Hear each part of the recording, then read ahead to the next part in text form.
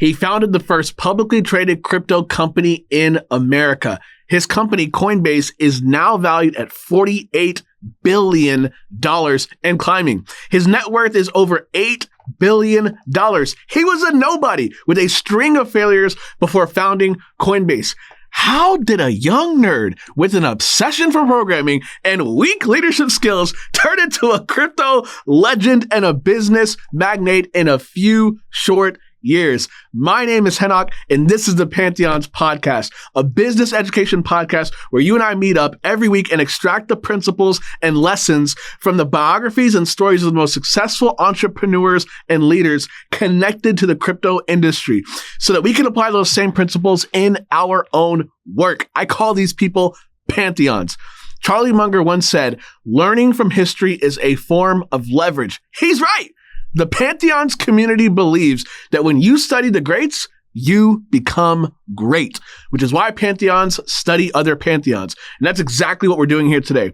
I'm going to share quotes that are interesting and valuable for your work, all podcast episode long. My primary source material for this episode is a phenomenal biography entitled Kings of Crypto by Jeff John Roberts. So we're going to hone in particularly on Brian Armstrong and the founding of Coinbase, and several podcast interviews as well as articles covering the story of Coinbase and Brian Armstrong as well. So all of these sources will be in the description, links for you to go buy the book if you want to get it for yourself, or the articles or the YouTube videos. But all these quotes that you're going to hear me, quote all throughout the podcast episode come from those source materials. All right, let's deep dive into the story of Brian Armstrong. Brian Armstrong was born in 1983 near San Jose, California, to two engineer parents. Here's a quote on his early home life. "I was in a home with loving parents that were very supportive of education and my passions and interests, including my mother who worked at IBM. So when we had an early computer in our home, she was kind of an early programmer there. We had early access to internet, things like that." Now, it is not uncommon for us to see a connection between the childhood of a Pantheon and their work in their career, right? So Bill Gates had early access to a computer from a young age. And back then, by the way, very few people had access to computers in general, right? He had access to it at a very young age. Rockefeller, right? John D. Rockefeller managed the books for his own mother, for his own household, because his deadbeat dad was nowhere to be found, right? And that skill set that he honed in for accounting and managing his books, he later would use in building his, effectively, it was America's first $1 trillion company if you used today's dollars, right? Michael Jordan, his dad told him to go back in the house and hang out with the women because he didn't belong outside with the men and the dudes, right? And that fire, that fuel that was kickstarted in that moment literally burned inside of him and through him all throughout his career, motivating him, pushing him forward. CZ Binance, which that will be, by the way, episode 2 of Pantheons. You don't want to miss that episode next week. CZ's dad invested the equivalent of $10,000 into a computer when he was a kid. His dad taught him how to program. These are skill sets that these Pantheons used in their childhood. There was a connection between their interests and their passion and their skill set developed in childhood and what they later on used in life to build their multi-billion-dollar empires, right? And we're seeing the same thing in the early life of Brian Armstrong as well. We underestimate the impact of our origin story and the early parts of our lives as it relates to our careers down the road. Brian's passion for app development began as a kid. He said, "I remember as a senior in high school, the thing that excited me the most in my life up until that point was when I had built this kind of simple website or app, and it was this really incredible feeling. I went to sleep, I woke up in the morning, I checked the stats, and 200 people or something like that had visited the website while I was sleeping. Wow, that was so cool. I don't know who these people are. They're all over the world, and it felt like a superpower. If I could build something that could be working and helping 200 people while I was sleeping, why not 2,000 or 2 million? Of all the things I've tried in my life, sports, reading, science, or whatever as a high schooler, that was the thing that really got me excited in a way that nothing else had at that point. So I was probably in the very early stages of discovering my passion at that point. That quote reminds me of something Paul Graham once said. He said, "A deep interest in a topic makes people work harder than any amount of discipline can." Reminds me of another quote by Steve Jobs. "You've got to find what you love." And that is as true for your work as it is for your lovers. Your work is going to fill a large part of your life. And the only way to truly be satisfied is to do what you believe is great work. And the only way to do great work is to love what you do. And if you haven't found it yet, keep looking. Don't settle. As with all matters of the heart, you'll know when you find it. And like any great relationship, it just gets better and better as the years go on. So keep looking until you find it. Do not settle. Thank you, Steve. Phenomenal quote. So here's another quote from Brian Armstrong on what led him to programming. I had been taking some programming classes on the side in high school. I couldn't help it. In my free time, I would just play with computers until 2 a.m, 3 a.m. What he just said right there, right? Let's just pause. What he just said right there is, I couldn't help it. That's a quote. And I love that so much because it's not just that he wanted to learn programming. It's that programming grabbed a hold of him. It gripped him. It was a desire. It was an obsession, a burning inside of him, right? The desire was so strong that he could not be helped.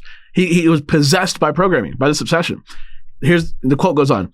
He said, I was dead tired at school every day because I was wide awake at night, playing with computers, learning about Linux and all these things. And school was a little bit boring in some ways. I basically decided if I'm interested in computers and my parents are supportive of this, of course I'd go for it. There were community college classes, and I went to go and try some of those classes to learn programming. Then when it came time to go to college, I was basically like, okay, computer science. That seems like the closest thing to what I'm interested in. I was also interested in business, and they didn't offer a business degree, so I studied economics instead. That was the closest thing to a business degree that they offered at that time. And that was literally my thinking. Now, of course, I had no idea that later I would start a crypto company, which literally is the intersection of computer science and economics. But at the time, I just thought, I want to write some software, and I want to learn how to start a business.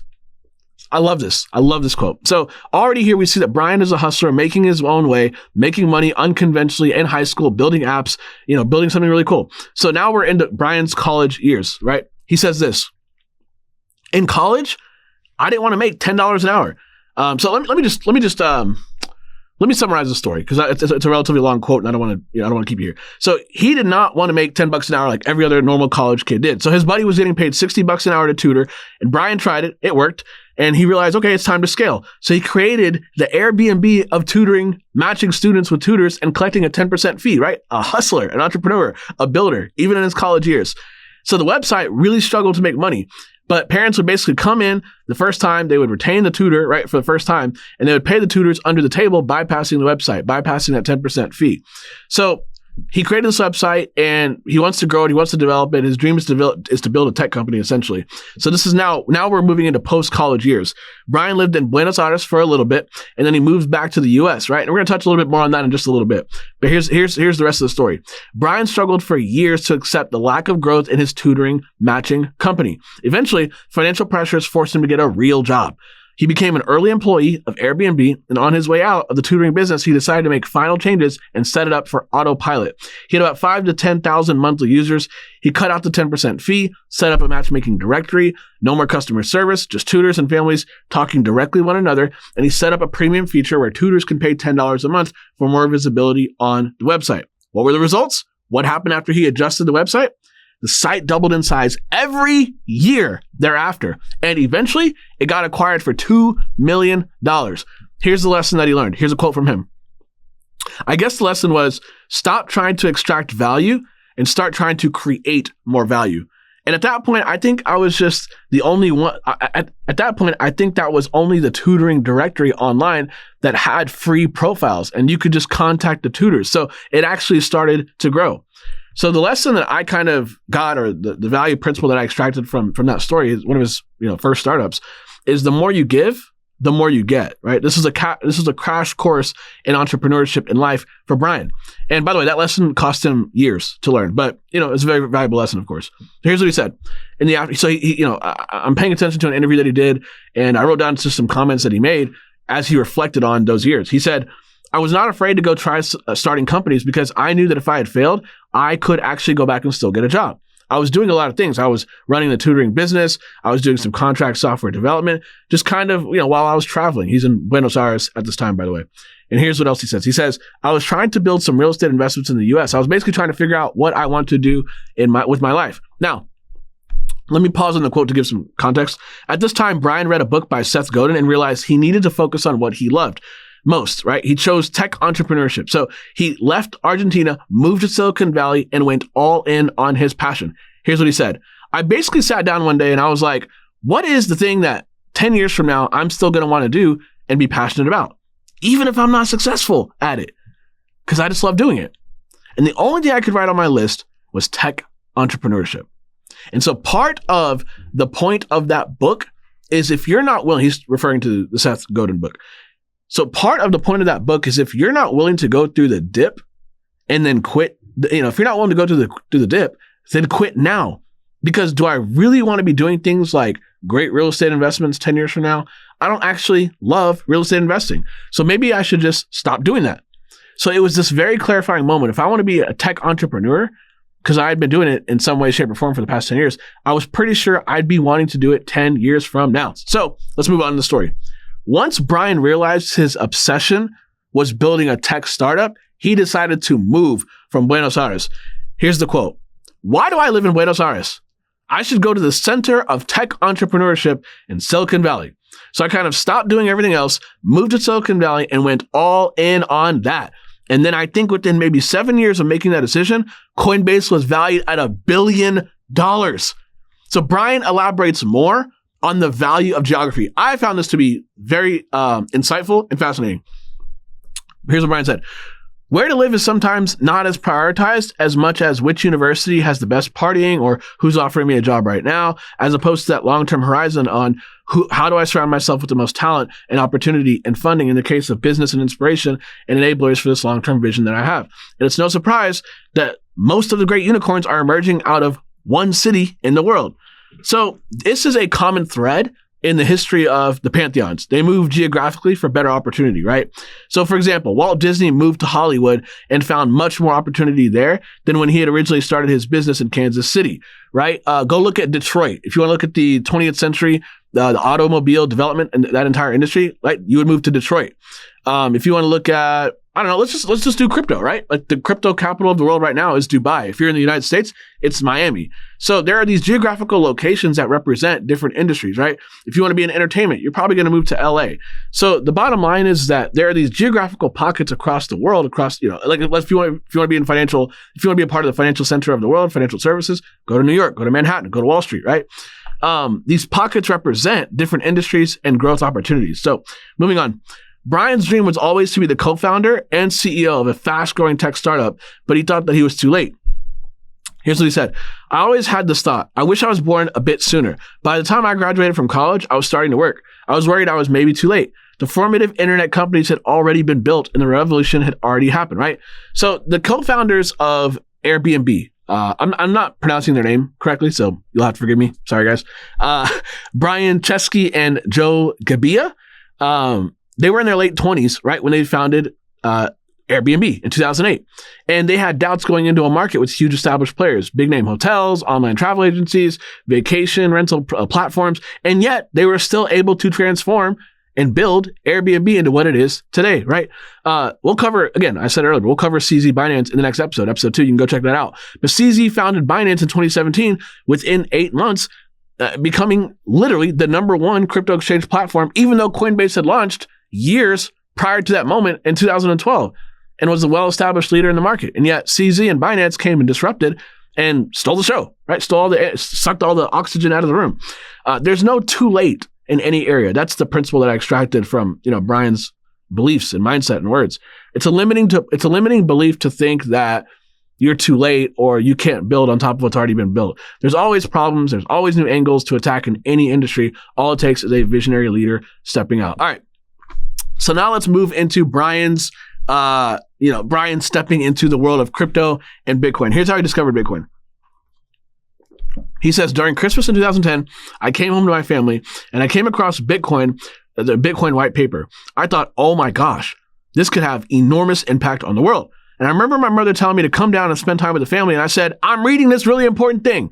The dude was basically skipping dinner and time with his family because he was obsessed with Satoshi Nakamoto's white paper. You should go read that, by the way. Satoshi Nakamoto's white paper on Bitcoin, if you haven't already. So Brian, at this point, quits Airbnb. He meets a guy on a Bitcoin forum site who he was originally going to co-found Coinbase with. This guy was Ben Reeves. They disagreed on the philosophy of the company itself.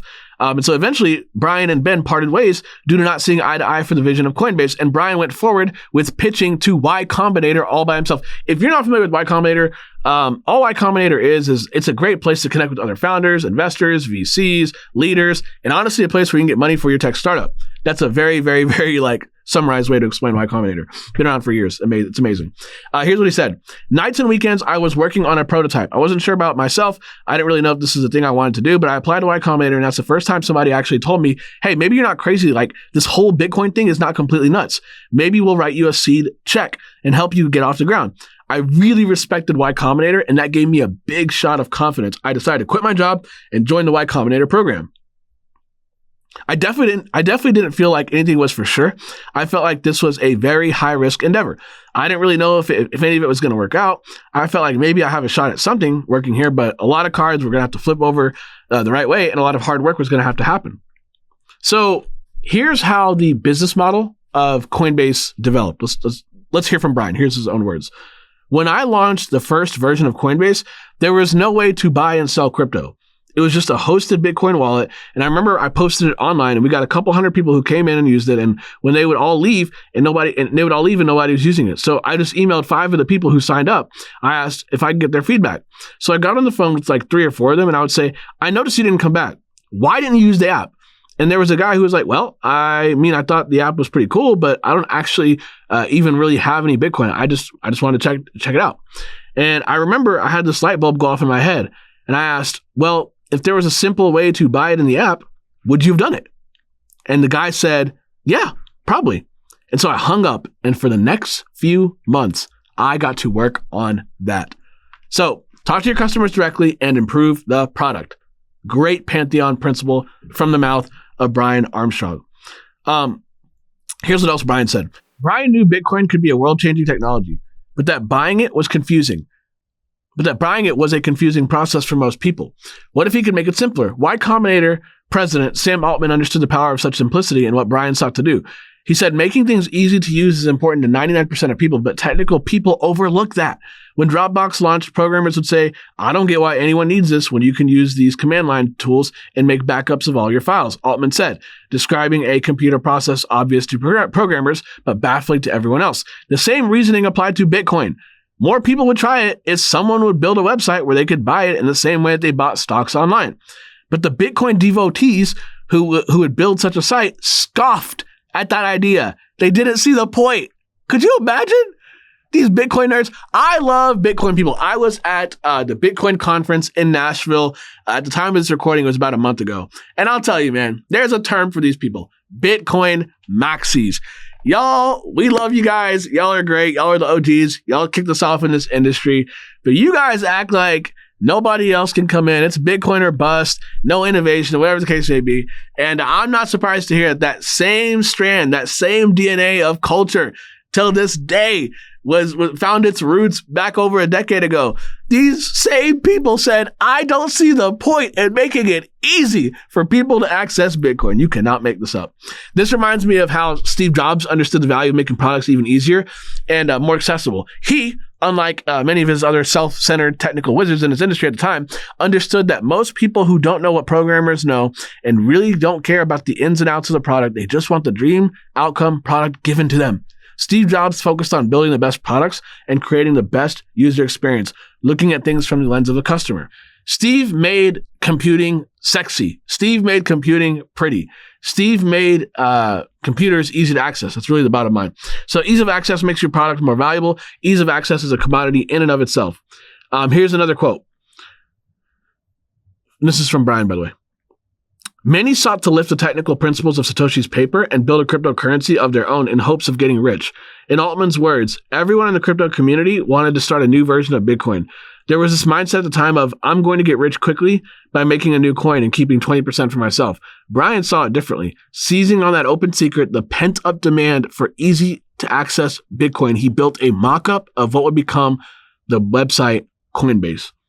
Now, in Peter Thiel's startup playbook, 0 to 1, he describes a concept called open secrets, which essentially is great ideas that are there for the taking, that are surprisingly simple, shocking, and obvious, almost like anyone could have thought of that, but nobody has done yet because of the doubts or just not stumbling upon the right thought. So, for instance, we see this principle played out with Sam Walton and the founding of Walmart. Back in the day, right, when Sam was founding Walmart, it was very common to see these super centers, these retail centers in urban settings. Makes sense. There's a lot more people, but none of them in rural settings. Sam Walton's genius was launching Walmart in rural communities that are not heavily populated. Why? Because he had no competition. So Brian's founding approach to Coinbase reminds me of a Charlie Munger quote. Charlie said, "There's an old two-part rule that often works wonders in business, science, and elsewhere. Number one, take a simple, basic idea. And number two, take it very seriously." So later on, Brian meets this guy named Fred Ursum, and he ends up being the co-founder of Coinbase right alongside Brian. They met through a Bitcoin discussion forum on Reddit. Here's the quote. And this is from the biography, when he met Brian, it was like one of those rare Tinder dates that actually clicks. Some of y'all don't know about that. Something felt right in my gut about this. It just felt exciting, Fred recalls. This emerging company called Coinbase felt like a roll-licking video game. He had never played before, but it was real. The connection between the mid-20-somethings was mutual. If Brian had had cold feet about a startup partnership with Ben, this time he was ready to jump in quickly. In Fred, he had found a co-founder, a friend, a fellow fanatic, and together they bashed their keyboards around the clock, often working 16-hour days as they struggled to compile the code that would let people do what hadn't been done before. Acquire Bitcoin simply by providing a bank account number. No overseas wire transfers, no intimidating mathematical strings, just a basic website that felt like online banking. So now let's get into the startup phase and just the growth, the explosive growth of Coinbase.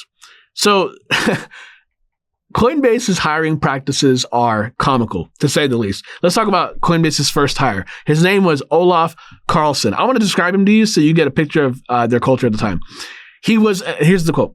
He was an eccentric, scruffy young guy who discovered Bitcoin in 2011 when he was in college. He was an oddball at the time who was obsessed with lucid dreaming and would incessantly read neurology books. When he discovered Bitcoin, he was obsessed so much to the point that it was the central topic of his final thesis in college. And after graduating college, he hiked around the Sierra Nevada mountains for months until he got a job as a lumberjack at an outpost. It gets better. Here's the quote. Despite his lack of resume or any other obvious qualifications, Olaf applied for a job. He had emailed Fred Ursum. Fred wrote back right away. Olaf had his first job interview.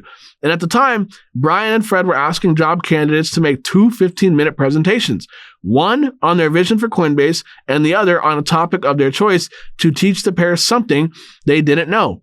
And Fred also liked to throw in a logic puzzle, like the ones used in the early days of Google to test prospective employees' analytical chops. You cannot make this up, y'all. It gets better. For his teach us something we don't know presentation, Olaf tapped into his favorite topic after Bitcoin, dreams. He explained how ingesting certain over-the-counter drugs like valerian could induce especially lucid dreams, adding details from all the neurology books he had read. They found the dream presentation weird, but interesting. And Brian and Fred learned something. Olaf had been a Coinbase customer number 30, and now he was hire number 1. All right, so it's April of 2013. Let's get to the story. Fred and Brian are trying to get venture capitalists to fund their Series A round. They already got their seed capital at the launch of Coinbase, but to expand, they needed more financing. So they're pitching to Fred Wilson, the co-founder of a VC firm, and his team. But the issue is that at this time, many Wall Street, even Silicon Valley folks were skeptical of crypto, which many of them are still till this day, even though we are growing in adoption. It's beautiful to watch. The depiction of crypto at the time, and even to this day, is shadowy, sketchy super coders who were up to no good type of energy and feel, right? But anytime people met Brian and his team in person, they were like, oh, these guys are just regular people. Nerds trying to do good in the world with tech. They don't have bad intentions. Maybe we should be rooting for these guys. Let me give you a quote from the biography. Wilson is ruthless, yes, but he's also been a mentor to a generation of startup founders. And unlike other venture capitalists, he was an early Bitcoin believer. Satoshi Nakamoto's creation he thought could change the world, if only someone could act as a cheerleader. Unfortunately, on this particular May morning, Wilson was homesick in New York City. This left Brian and Fred to make their pitch to the other partners at Union Square Ventures, none of whom shared Wilson's enthusiasm. We are so screwed, Fred said to Brian. So Brian had balls. He had cojones, and he refused to quit. Here's what he said. So I'm reading the biography's quote. Brian had also persuaded the entrepreneur Barry Silbert, I know I'm saying that name wrong. Sorry, Barry. Barry Silbert to chip in. Upon approaching Coinbase, Silbert was taken aback when Brian told him he could buy in, but only in the form of uncapped convertible notes. Such an arrangement would give Silbert the right to receive shares in Coinbase's Series A round, but with a big drawback. Uncapped meant there was no limit to how much Barry's investment could be diluted by competing investors. Typically, only the hottest of hot startups have the clout to demand an uncapped note. And Silbert, who had invested in dozens of companies, had never agreed to such terms before. If you believe Coinbase has the best shot to be the number one wallet, the valuation is almost irrelevant. Look at PayPal. The investors are rich, and the investors in number 2 got nothing, Brian wrote to Silbert. It was a cocky email, but it also amused and impressed Silbert, persuading him to take a flyer on Coinbase, and he decided to invest $100,000 into Bitcoin. This reminds me of a Jay-Z quote. Jay-Z said, Russell would become a valuable informal mentor. He knew that the key to success was believing in the quality of your own product enough to make people do business with you on your own terms. Brian and Bren still needed to raise $5 million for their Series A. So let's continue in the quote from the biography. Now, on this fateful May morning, Wilson had called in sick. Brian and Fred would instead have to make their case to Wilson's skeptical compatriots, including Brad Burnham, the co-founder of Union Squares Ventures and an open skeptic of Bitcoin. Brian and Fred's presentation, their clean-cut appearance, and Coinbase's up and to the right trajectory persuaded the Wilson-less Union Square Ventures team to buy in at $2.5 million. They had to find the other $2.5 million elsewhere. And guess what? They were able to complete their Series A from another VC who believed in Bitcoin. Do you know that do you have to understand like how euphoric that would feel? You walk in, you expect the guy to be there. He's not there. You make your pitch to a room full of people who are looking at you weird. And this is like the early 2010s. Like many people struggle with the idea of understanding and investing into crypto and Bitcoin till this day in 2024. But could you imagine back then? Right? And to push through, keep pitching, and then at the end they go, all right, here's 2.5. Like, they walked out dancing, screaming, bottles popping. Actually, I watched the Coinbase documentary. It's called Coin. You can go to YouTube and watch it. And there's a cool scene. Brian and Fred are popping bottles on a rooftop. Brian, bro, your head is so bald. Like the sun and the light bouncing off it, man. I cannot stop thinking about it. Like all the photos, all the content that I consume, bro, your head is like iconic, bro. And you're out here popping bottles, drinking champagne, celebrating as you guys continue to grow. It was a beautiful moment. And I have that image in my head as I think about this scene in his story. So at this part of the story, Coinbase starts hiring more and more people, slowly expanding. And I want to get a quote from Olaf on his reflection on this time because it does highlight the culture of Coinbase at this time. He goes, years later, Olaf, now fabulously wealthy, would distill his Coinbase experience into a nugget for advice for other startups. Hire your customers. In Olaf's view, Coinbase flourished even as dozens of other Bitcoin startups flamed out because it hired people who believed in the company and loved Bitcoin. It's good advice, and not just for crypto companies. Phil Knight, the legendary founder of Nike, laid the foundation of his shoe empire with his small team of devout sneakerheads. So, let me just break this down for us. What Olaf is saying here is Phil Knight hired Jeff Johnson, who was originally a customer of Nike. Back then, Nike was not Nike. It was known as Blue Ribbon Sports. Terrible name at the time. But he was a fanatic believer in runners and consequently running shoes.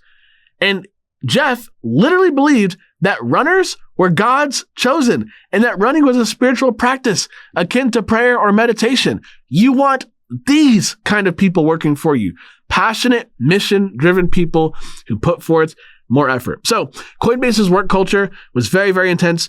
And it's kind of Michael Jordan-esque, to be honest with you, to the point where articles are being published calling Brian a Vulcan Swiss banker, saying things like, don't try to make him laugh. So let me give you a quote.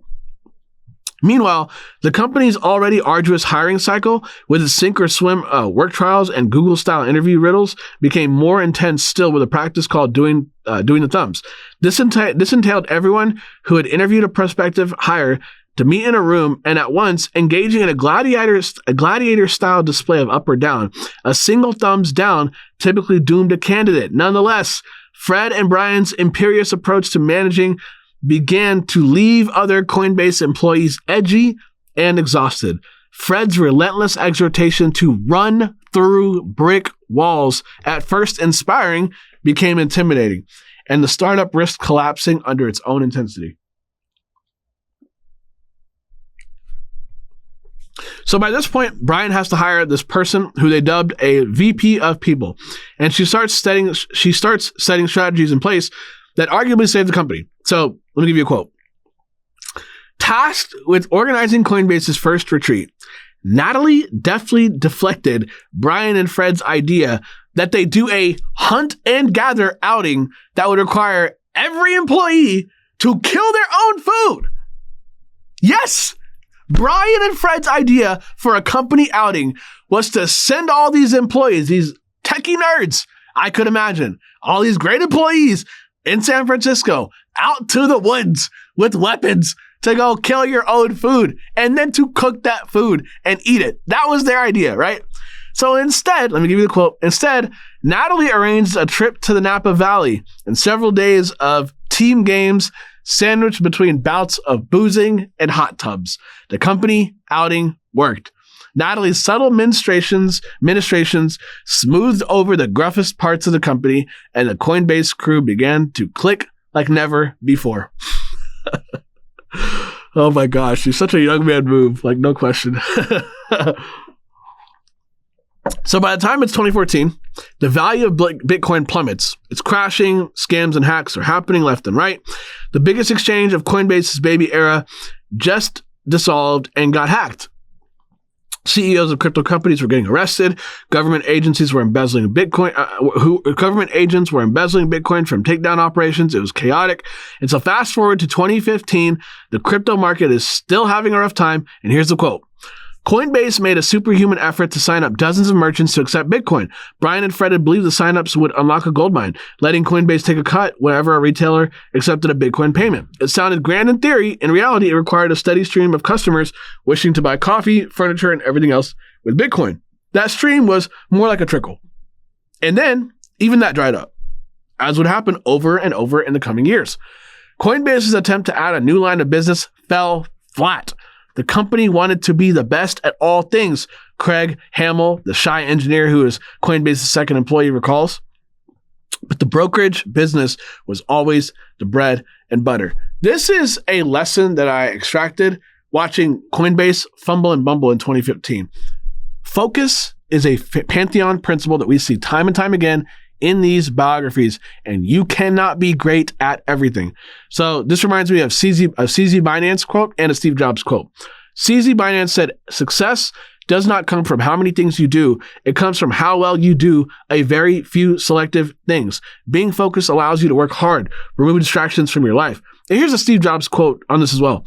People think focus means saying yes to the thing you've got to focus on, but that's not what it means at all. It means saying no to the 100 other good ideas that are there.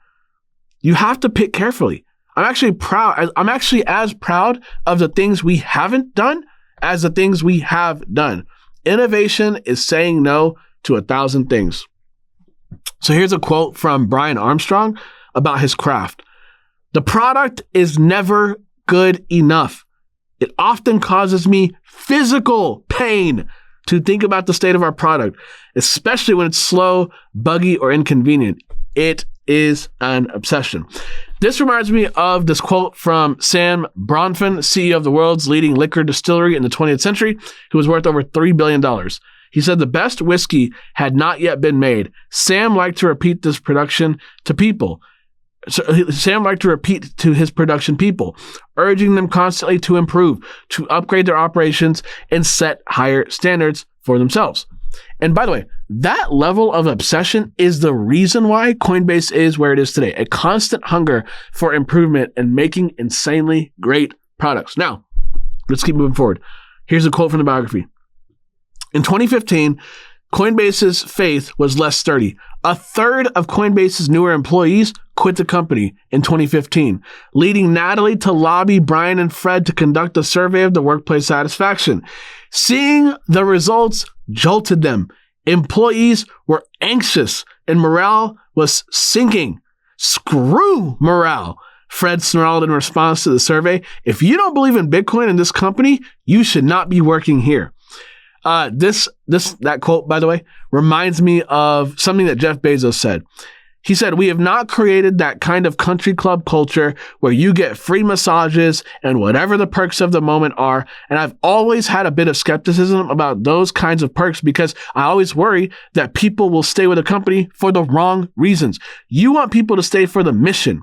You don't want mercenaries at your company. You want missionaries. Missionaries care about the mission. This is a phenomenal quote. Thank you, Jeff. So the Pantheons are teaching us missionaries work harder. They have soul in the game. They believe in your company. Those people are more valuable to take up positions in your company versus the people who are uncommitted and only there for benefits and pay. So Jeff Bezos also said missionaries make better products. Jeff is right. All right. Brian Armstrong's mindset was brutal. He was psychopathically obsessed. He just was. He had a general patent-like commitment to hard-charging work and everything that would advance Coinbase conquering crypto and nothing else. Brian would say things like, if you're not blowing my mind while talking to me, I don't care. But, he wasn't a monster. He wasn't a tyrant. He did have moments of empathy. Let me give you a quote from the biography. Longtime Coinbase employees describe Brian and Fred as brusque and unfuzzy, but also compassionate in critical moments. Adam, the Air Force pilot, recalls their kindness as he struggled to work while his mother was losing a battle to cancer. Craig, the shy workhorse, remembers the founders going out of their way to celebrate his birthday. Nonetheless, Brian and Fred's day-to-day demeanor, their expectation that others match their workaholic lifestyle, and their callous dismissal of things like office morale were often brutal. So, Brian wasn't a bad person. He was just extremely, extremely driven and focused to the point where they had on horse blinders to essentially everything else that didn't directly contribute to their goal. And that level of commitment is admirable. I know that some of y'all don't like to work hard, but this is what it takes. It's the Pantheon way. And I've noticed it's a common thread with other people, other Pantheons and other successful entrepreneurs, that they usually go through a stage of being super driven to the point where other people, typically what Steve Jobs describes as B players or C players, don't understand and get turned off by it. So Michael Jordan, Steve Jobs, and many other entrepreneurs and Pantheons, even though most of them leveled out in their later years, they tend to go through this crazy stage in their early parts of their journey and their careers on the way to the top. Michael Jordan said, "You have to rise to our level. We are not going to drop down to yours. I apply that standard to whatever I do." Steve Jobs said, "Be a yardstick of quality. Some people aren't used to an environment where excellence is expected." Let's go to Kobe Bryant. Kobe Bryant said, if you really want to be great at something, you have to truly care about it. If you want to be great in a particular area, you have to obsess over it. A lot of people say they want to be great, but they're not willing to make the sacrifices necessary to achieve greatness. They have other concerns. Whether important or not, they spread themselves out. And that's totally fine. After all, greatness is not for everybody. All right, let's keep going. Another quote on context of the Coinbase biography. Coinbase's strategy was to be the white knight of crypto, says the venture capitalist Chris Dixon. Looking back years later, the company's first lawyer, Juan Suarez, said the game plan for the company's success was straightforward. A big strategy didn't win the day for us. He says, all we had to do was say, don't get hacked, don't break the law, and maintain a banking relationship. This reminds me of a Steve Jobs quote. Survival. Victory in our industry is spelled Survival. That. Thank you, Steve. That was pretty poetic. Here's another quote from let me give you two, actually, Ed Thorpe and Warren Buffett. So here's a quote from Ed Thorpe, a nine-figure investor who invented the quantitative hedge fund. Having an edge and surviving are two different things. The first requires the second. As Warren Buffett said, in order to succeed, you must first survive. Let's move forward to the highlight from the biography. It's fine to run through brick walls in software development and on the business front, as Brian and Fred did. It's less desirable, especially to your investors, when you do it in the legal and regulatory environments. For Martin, Coinbase's compliance officer, this approach included ulcers. This approach induced ulcers. It fell to her to persuade the hard-charging founders to adopt tedious, time-consuming steps needed to stay right with Uncle Sam. It was their first reality check. You can't just transfer funds around the world without anti-money laundering controls, she recalls. In theory, this meant Brian and Fred had to heed Martin, but in practice, the outcome was a series of blow-ups, each playing out in roughly the same way.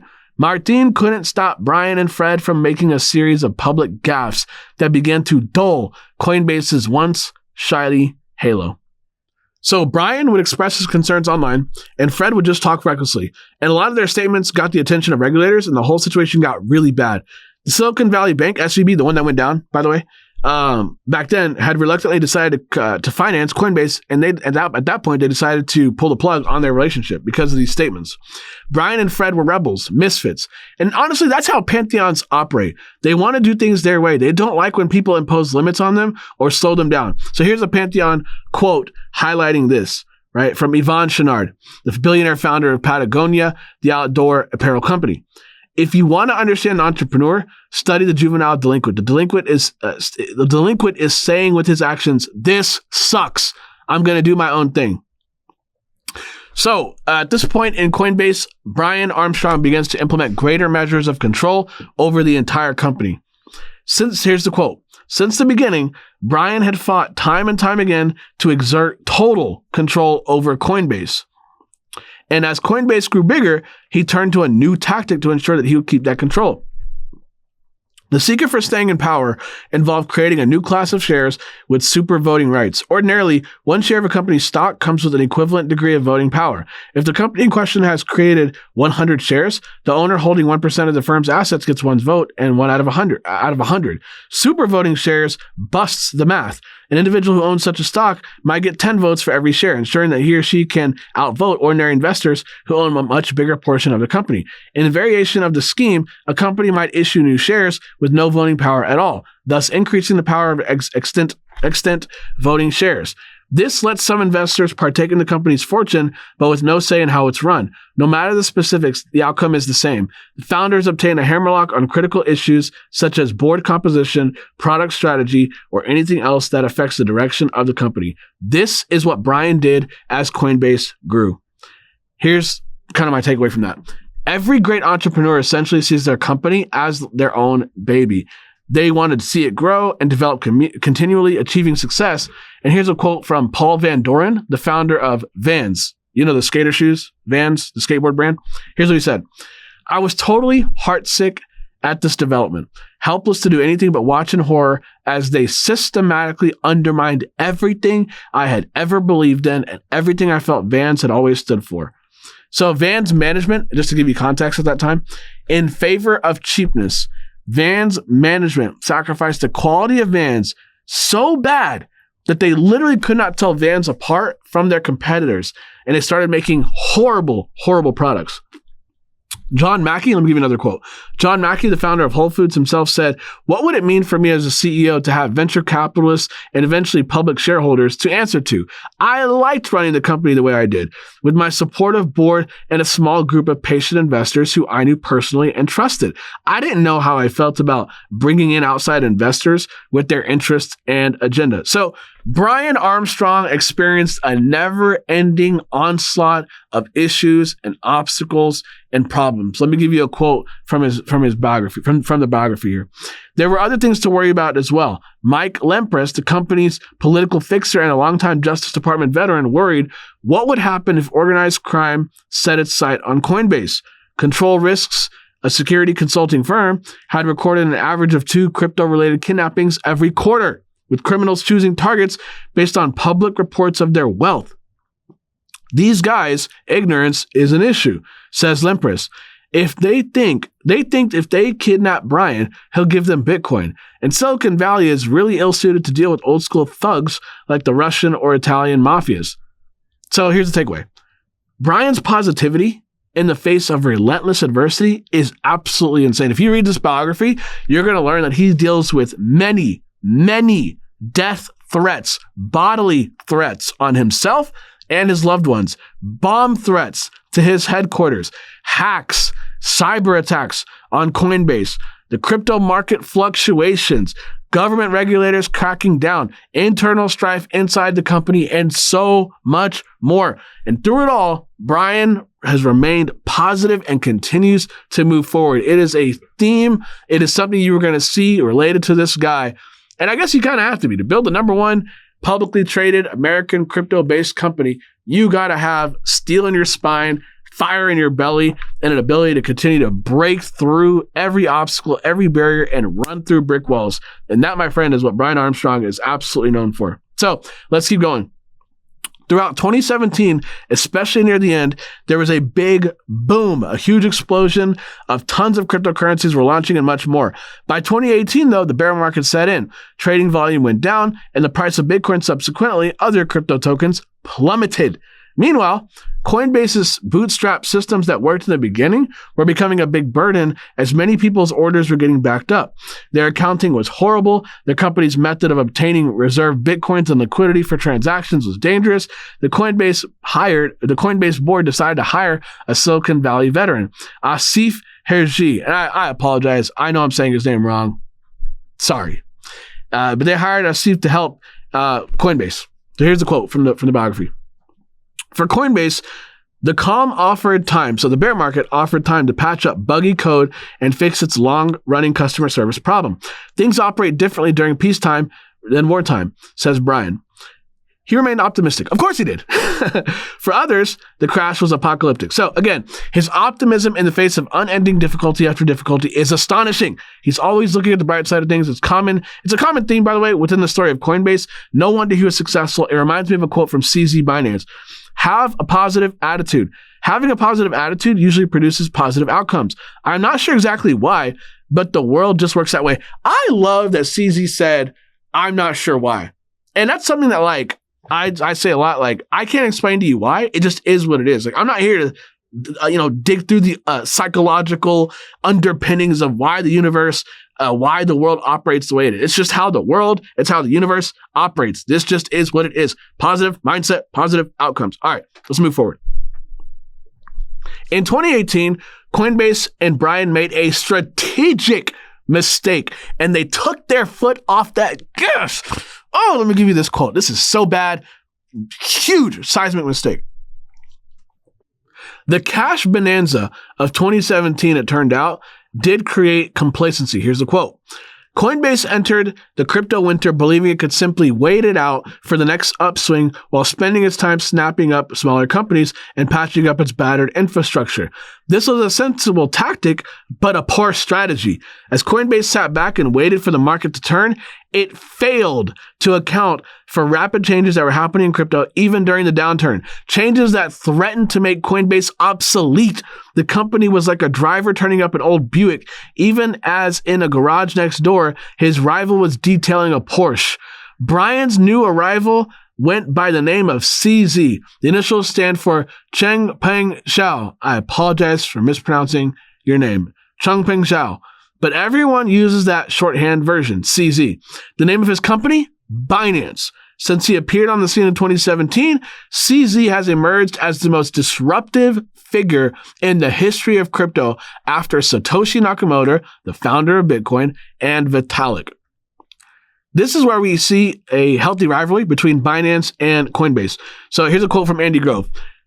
Andy Grove said, "Success breeds complacency. Complacency breeds failure. Only the paranoid survive." So Brian and Coinbase got fat, they got happy and complacent in 2018 with their string of successes, right? It was a bull run heading into a bear. And here's what Jay-Z says about the subject. Jay-Z said, "Diddy told me that the key to this joint, the key to staying on top of things is to treat everything like it's your first project." Do you know what I'm saying? Like it's your first day back when you were an intern. That's how you try to treat things. You have to stay hungry. Okay? Jay-Z is saying, stay hungry. Brian ended up getting disrupted. He stopped pushing for expansion and innovation, and we're waiting for things to happen to him rather than taking a proactive approach. So here's CZ Binance here's a CZ Binance quote on this subject. "One of the key factors driving Binance's rapid growth was its commitment to innovation. We want to disrupt ourselves and not let other people and not wait for other people to disrupt us.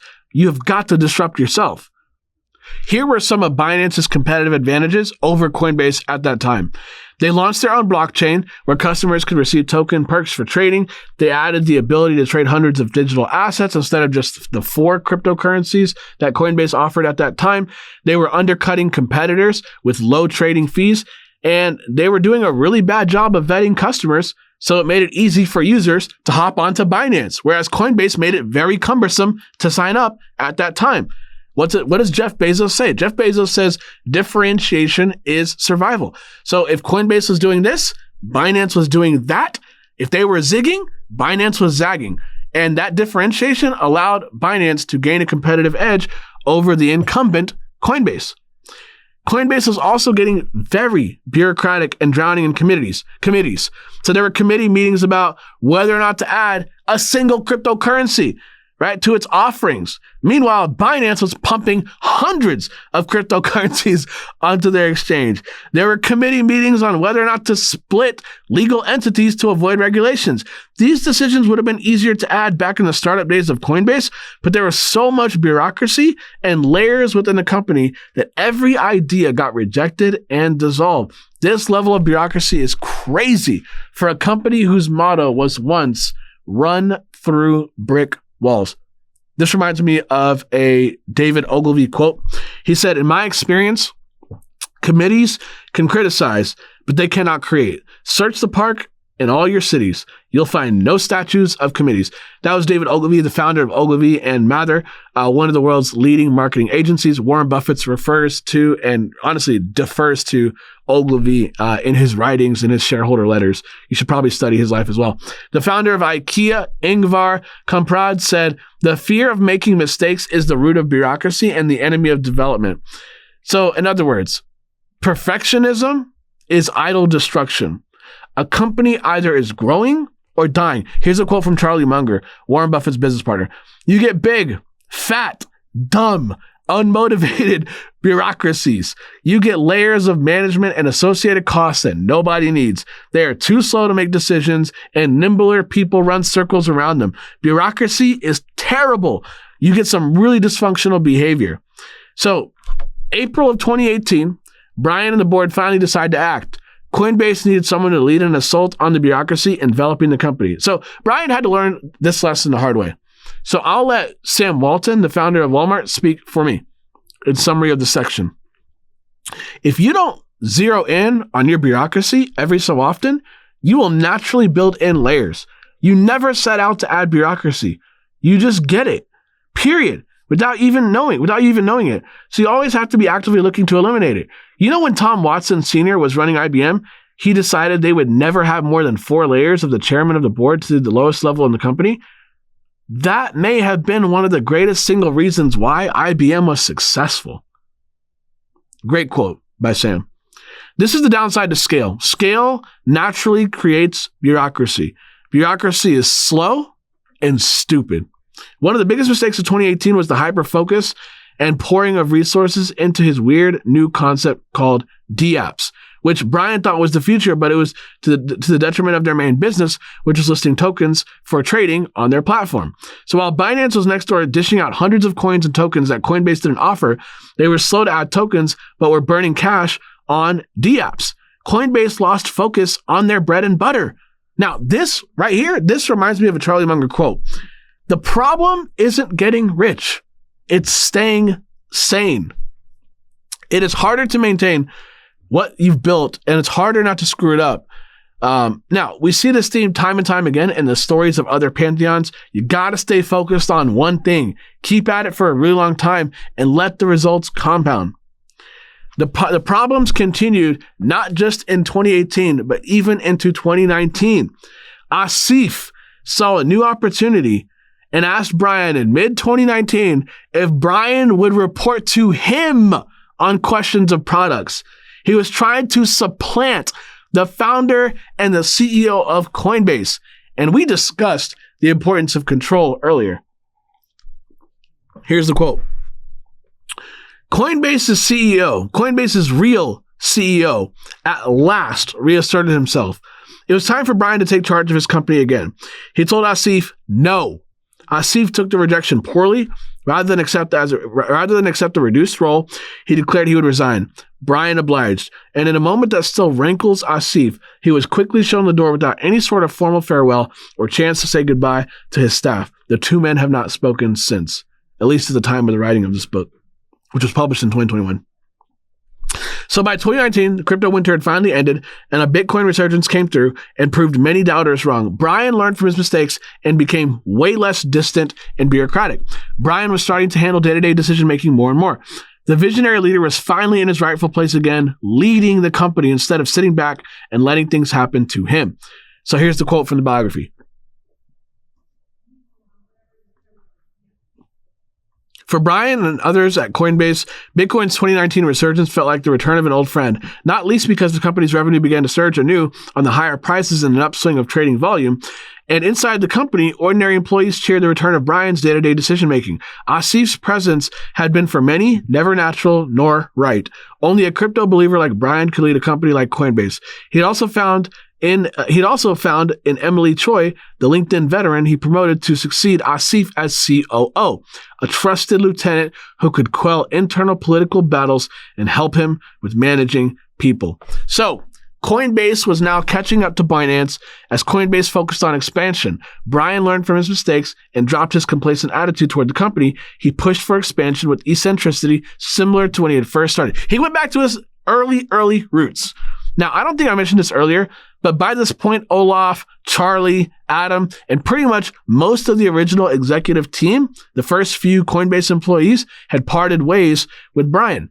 Even Fred, his founding partner, parted ways with Brian, though they're still close friends, and Fred sits on the board of Coinbase till this day. Here's a quote. On the business front, the company was still lagging behind Binance, but the gap between the two was shrinking, in part because Coinbase now offered dozens of cryptocurrencies in markets around the world. Meanwhile, Binance's star has lost some of its luster after the exchange suffered a major hack that saw thieves plunder $40 million worth of Bitcoin, and at the same time, CZ's run-and-gun style with regulators had become more and more perilous as rumors swirled about looming investigations by the SEC and other agencies. And again, this book was published in 2021. It is now 2024. We're going to cover, the fact that CZ did eventually get arrested, and he's in jail as I'm recording this podcast to you right now. Now, by this point, Coinbase had finally cracked the whale investor markets and institutional markets and was beginning to acquire companies as a means to acquire talent, resources, and technology. By the end of summer of 2019, Coinbase controlled over 5% of the world's Bitcoin supply. This book was published, like I said, in 2021. A lot has happened since then, including the explosion of crypto. I'm so excited to see that, of course. And today, Coinbase is valued at over $48 billion. Brian's net worth is said to be over $8 billion. Brian built the #1 crypto company in America. He outlasted his competitors and built it the right way without cutting corners. Now, I want to get into a series of quotes from Brian Armstrong and his reflections on his work and success. Brian says, the most important thing for founders, I think, is determination. It is the ability to move from setback to setback with no less enthusiasm. Oftentimes, when you see startups from the outside, you know it's a company that's already become successful. And so you think, oh, it was just that way. It was just that they had caught lightning in a bottle and they were lucky or brilliant. But it's not true with most of the startups that I've encountered. The ones that were relentlessly determined, I think, improved their chances of success and getting lucky. Coinbase is the 10th business idea that I've tried in my life. Most people would not have tried that many times. Here's Brian on his hiring philosophy. One thing we did well with Coinbase was we were patient with hiring. So at first, I couldn't find the right co-founder for a long time. So when Fred joined, we didn't try to build a big team really quick.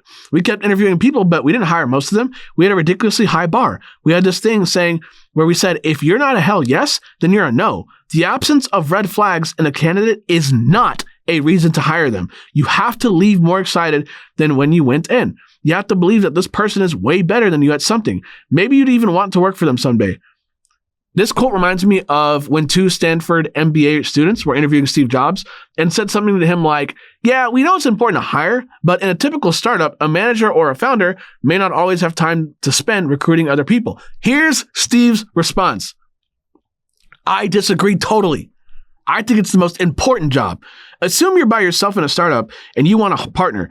You would take a lot of time finding the right partner, right? He would be half of your company. Why would you take any less time finding a third or a fourth of your company or a fifth of your company? When you're in a startup, the first 10 people will determine whether the company succeeds or not. Each is the 10% of the company. So why wouldn't you take as much time as necessary to find all A players? If 3 were not so great, why would you want a company where 30% of your people are not so great? A small company depends on great people much more than a big company does. So Jeff Bezos used to say in Amazon, every time we hire someone, he or she should raise the bar for the next hire so that the overall talent pool is always improving. All right, here's another quote from Brian Armstrong on hiring.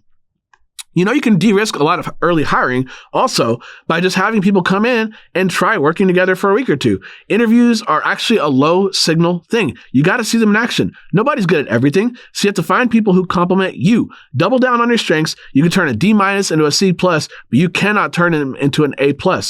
Coinbase wouldn't have existed if I didn't find other people around me that complemented my skills. I like that. It is a unique way to conceptualize team building.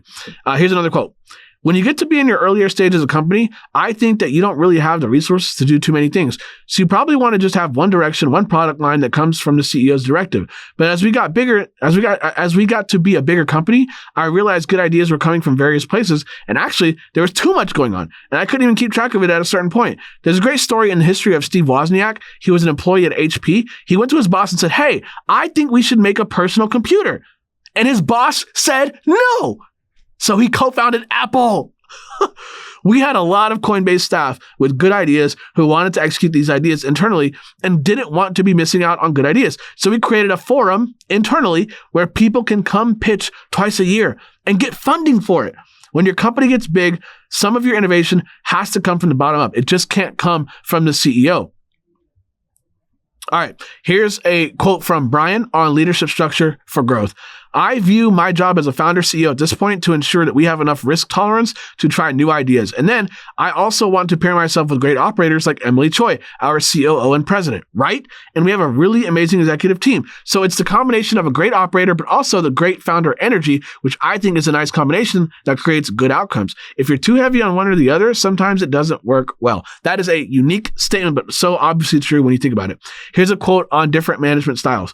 I actually had a lot of self-doubt about whether I could even be a CEO. To be honest, I thought of myself as an engineer who was really introverted. I always had this vision in my head of CEOs being like these military generals that bark orders at people. And I always ran into these really charismatic people and I was mad. I was thinking, how do they do that?